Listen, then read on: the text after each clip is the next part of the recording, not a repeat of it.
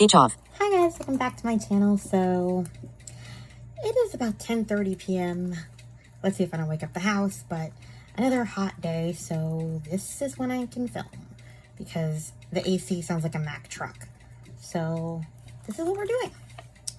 So I'm here to film my wrap up for August, everything else I read in August. This should go quick because I read a bunch of Babysitters Club books.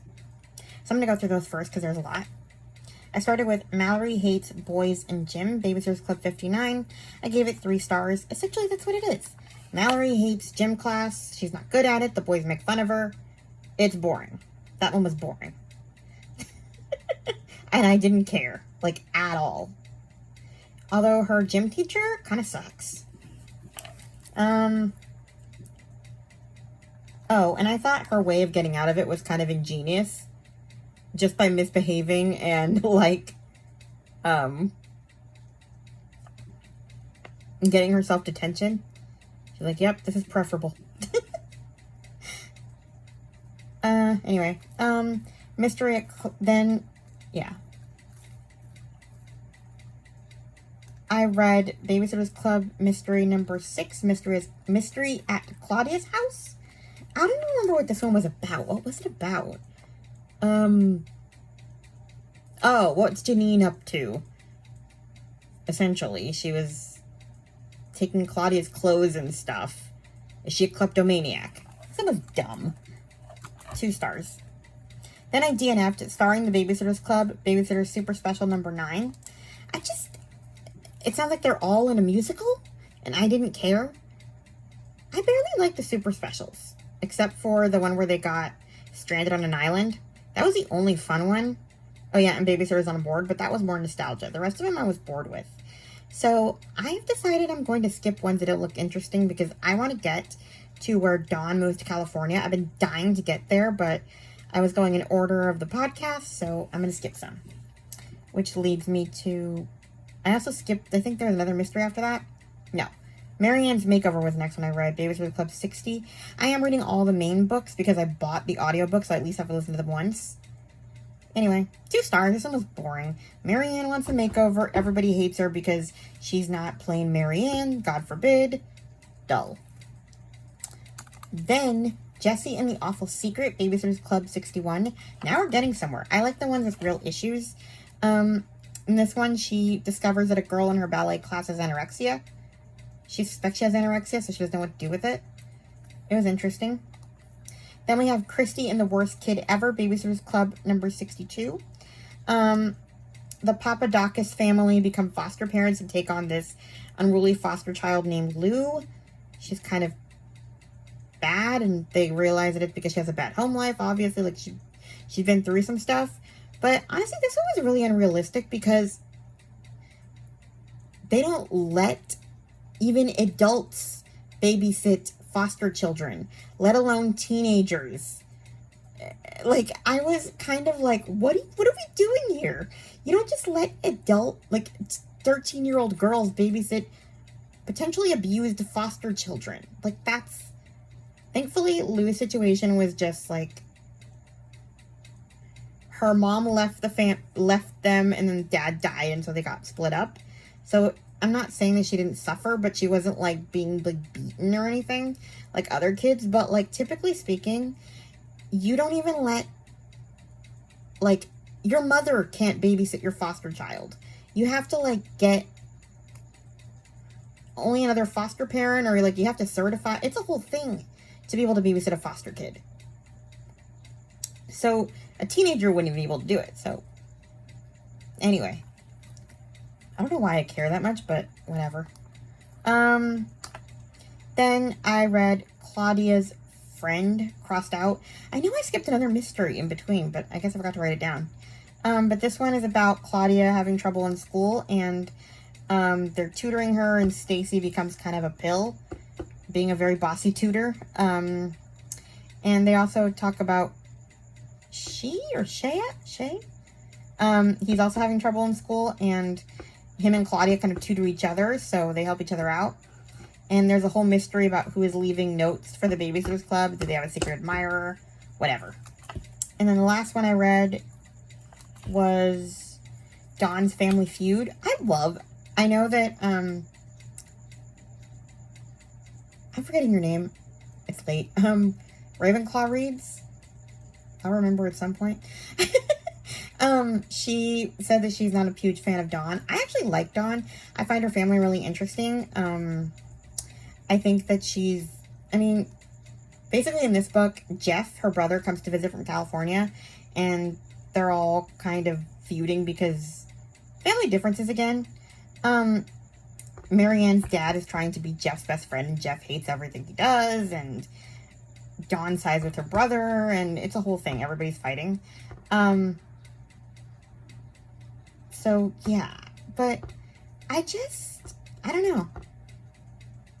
It's interesting because I know that eventually Dawn goes to California. I just don't see how you can ever really be part of this family if you don't live there very often and expect it to, like, go well. I don't know. And Marianne's dad is pretty serious. I don't know. It was weird. Anyway, then, so we're done with the Babysitters Club. Now we're going to get to Land of Dreams by Lorraine Snelling. I gave this one 4.5 stars. I heard about it from Lou from Christian Faith and Fiction. And then, Katie from Paperbacks and Ponytails, reviewed it, too. I gave it 4. So basically, this is an emigration journey, from Norway to America. We follow Amalia Gunderson.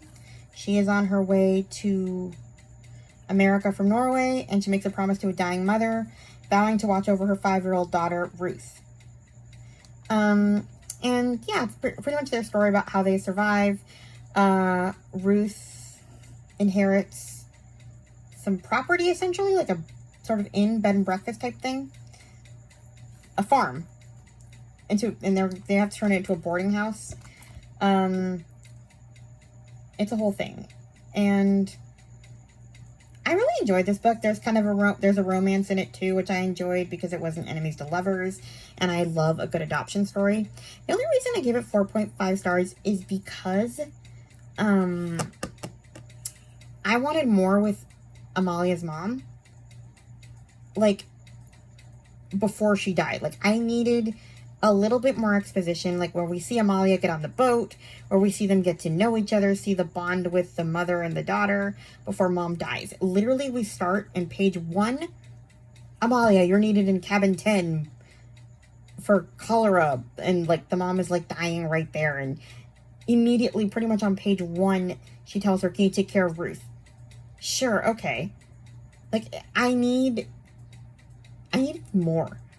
I needed to be sad that this woman died, for one thing, and she just died, like, pretty much immediately. And, like, I don't know. Why her? Just because she was the only one there? Like, I wanted their relationship to develop a little bit so it would make sense. It would be this emotional scene. That was really my only problem with this book. Other than that, I enjoyed it. And, yeah. So, yeah, she starts making this boarding house, and she ends up taking in some orphans, and that was great. So, yeah.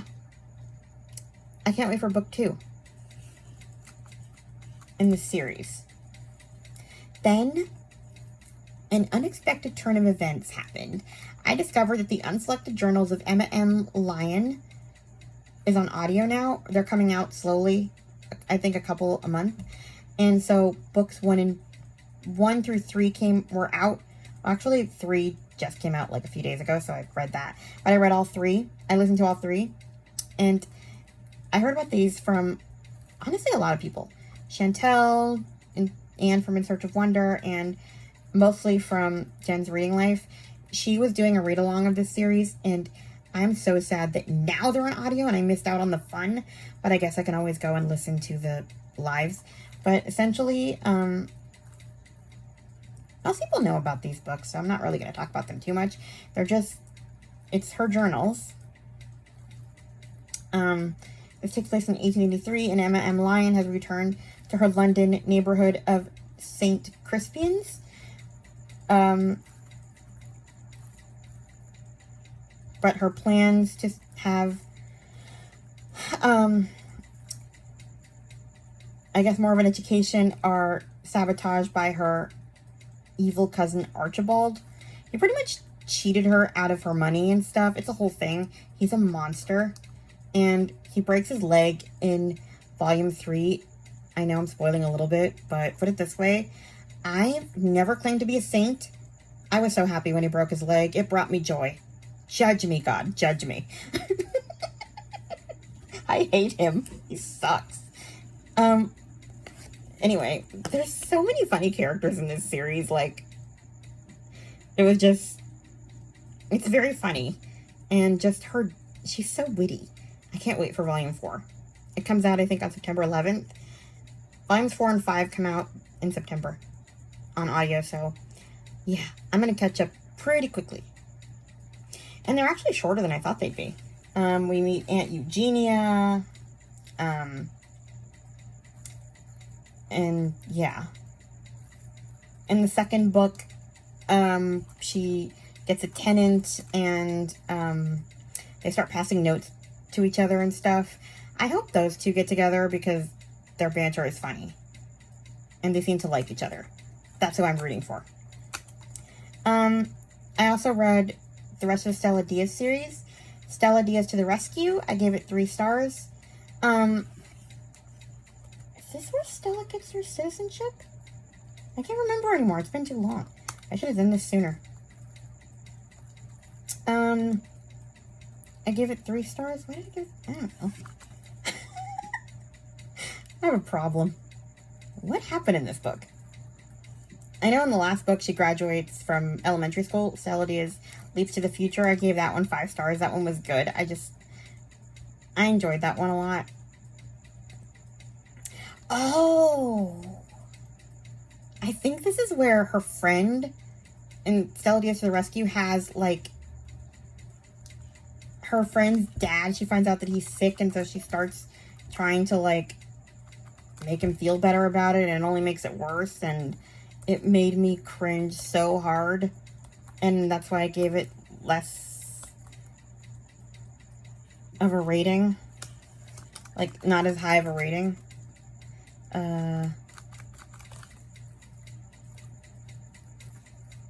Okay, yeah, this is the citizenship one. I have a story for this one. Stella talks about how her mom went and got her citizenship, and then they all went to the ceremony. First of all, I never had a ceremony when I got mine. And second, Mom actually paid for me to do my citizenship application on my own in case she didn't pass. She was afraid she wouldn't pass. Basically, if your mom takes the test when you're underage, her kids automatically become citizens, which is what Stella's mom did in the book. But Mom was afraid she wouldn't pass, so she did an individual application for me, and good grief, I studied for that test so hard. Like, we're talking months and months. People brailled the questions. I was listening to them in the car every other day. Like, we had a CD with all the questions. I was prepared, damn it. And you know what happened when I got there? I was so enraged. She said, the lady who was supposed to give me the test says, "You're blind, right?" And I said, "Yeah." And then she says, "Congratulations, you're a citizen." And I was about to protest, and my parents practically dragged me out of there because I was so mad. And they were like, "You're supposed to be cheering. You don't want to have a test." I'm like, "Yes, I do. I studied for months for this stupid test, and I got nothing. All those nerves for her to give me a pity pass?" I'm still enraged, as you can tell. I hate a pity pass. There's nothing more enraging than a pity pass. I study, darn it. Anyway. That brought back some rage, Chloe.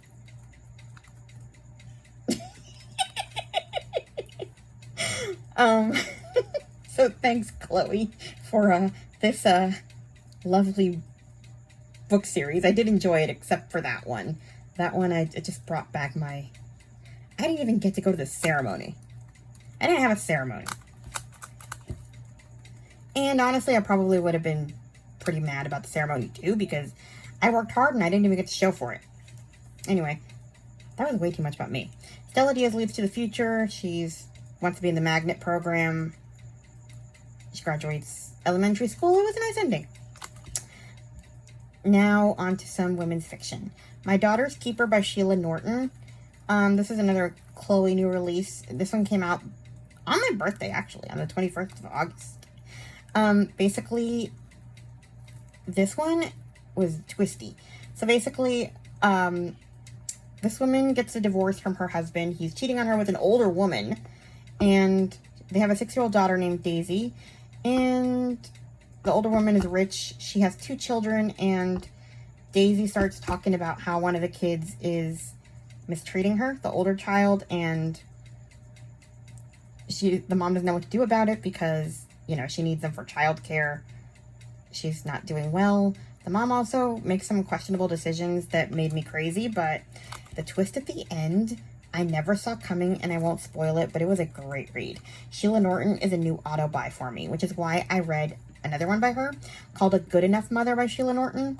This one was also kind of a interesting twist, but this one was a little too weird for me.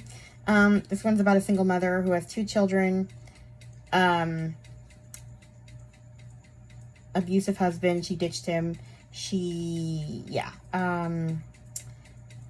And she gets these next door neighbors, and they offer to watch the kids for her so she doesn't have to rush home from work and pick them up from school late. It's a whole thing.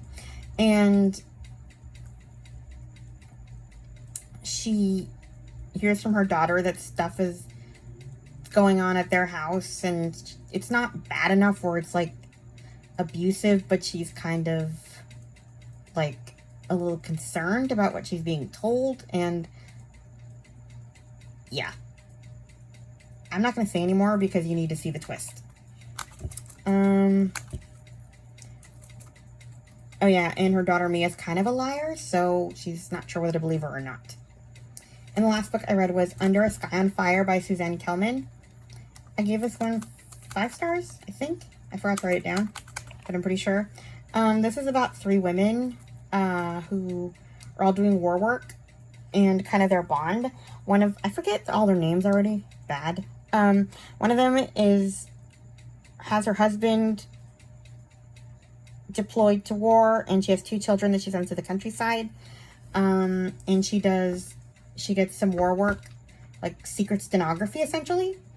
They're all doing interesting war work. Another one, and the other 2 are like single younger girls. One of them had a baby out of wedlock when she was like 14, and she's coming to London to try and look for her kid. And essentially, what drew me to this story was that she finds a little girl.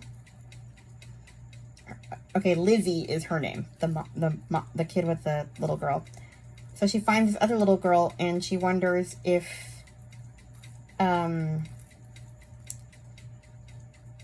she could be the little girl that she gave up, and the little girl isn't talking, so the mystery is, who is she? Lizzie Mackenzie is Scottish, and her other friend, I forget what the other 2 ladies' names were. Oh yeah, and there's kind of a romance with Jack Henson. And yeah. It takes place in the Blitz, so yeah, there's that. It's interesting because the description only really talks about Lizzie, so I forgot what the other 2's names are. So yeah, that's everything I read in the second half of August. Please like, comment, and subscribe, and I'll talk to you guys in my next video. Bye. Speech on. Low power mode. Low power mode. Stop recording.